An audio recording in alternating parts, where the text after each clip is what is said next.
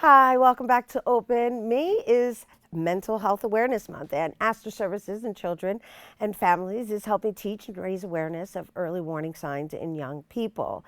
And here now to share more, please welcome the supervising psychologist at Astor Services, Dr. Jamila Condrington.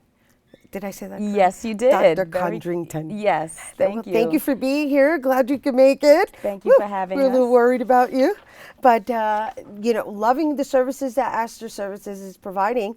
We've had, I guess, previous members of the establishment itself come and visit and give us a little insight. So just share a little bit more about what's coming up. I know you just recently had a gala, and I know the idea is that, as far as I'm concerned, within the United States, this is probably the service that we need most. Yes, so as the Services for Children and Families, we have a large number of our organization in Dutchess County, but we also have quite a number of programs that are expanding in the Bronx. We have a number of outpatient clinics, we have a therapeutic nursery, we have a number of prevention programs, and we have an expansion of mental health programs in the schools. And we're very excited about the ability to bring mental health inside of the schools so that young people have greater accessibility and Just tell me what time. those services look like, because I agree with you. Just on a personal note, one of the things that really assisted me in being a mom was having early psychology group sessions that were offered by the school as a workshop to parents. It's just something optional.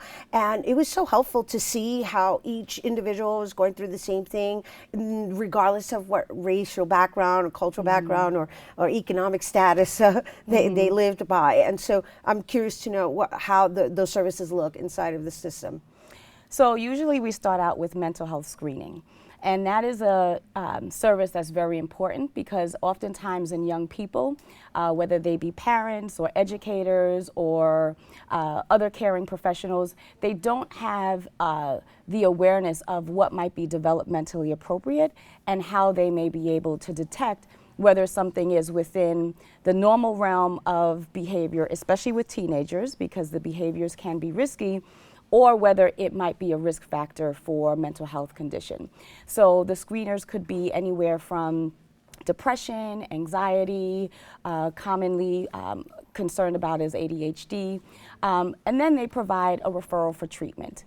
So the referrals can range anywhere from outpatient mental health care inside of the schools, or sometimes young people have more serious issues with respect to drug and alcohol use, and they need referrals for specialized services. So what are the age ranges that you work with primarily? It's very wide. We start at, our therapeutic nursery is very low, and we start the outpatient services at about 3.5, all the way up through 18, and young people can stay enrolled in our clinics past their 18th birthday up through 21. So the services are primarily geared towards the kids, not the parents.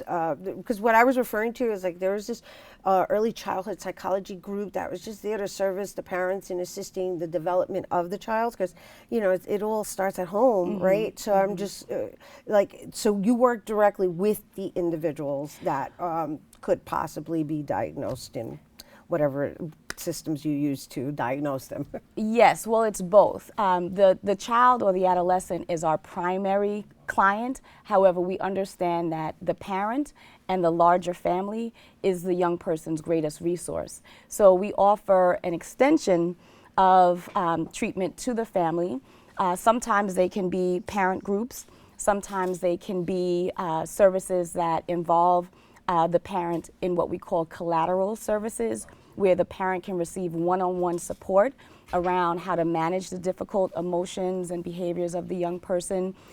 Also, we can assist parents in finding appropriate educational services for their child if they need something that is a combination of mental health services infused in the day-to-day educational program. So how would a person be able to find out whether Aster Services is being offered within their school? And do they have to be offered in their school, or can they reach out to Aster Services independently? Yes, so we have 2 standalone mental health clinics, one in the Williamsbridge section of the Bronx, one in the Highbridge section of the Bronx. They can call the main number, which is 718-231-3400. To get started with services, and we accept walk-ins, so parents can come right in without an appointment and be seen.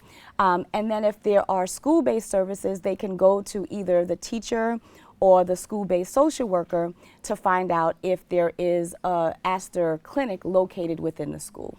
Great, thank you. Thank you so much for being here. Thank you for sharing your knowledge. Once again, you guys, for more information on mental health services and more provided by Aster Services, you can visit their website by going to asterservices.org. All right, we have to take a quick break, but we'll be back with more Open after this.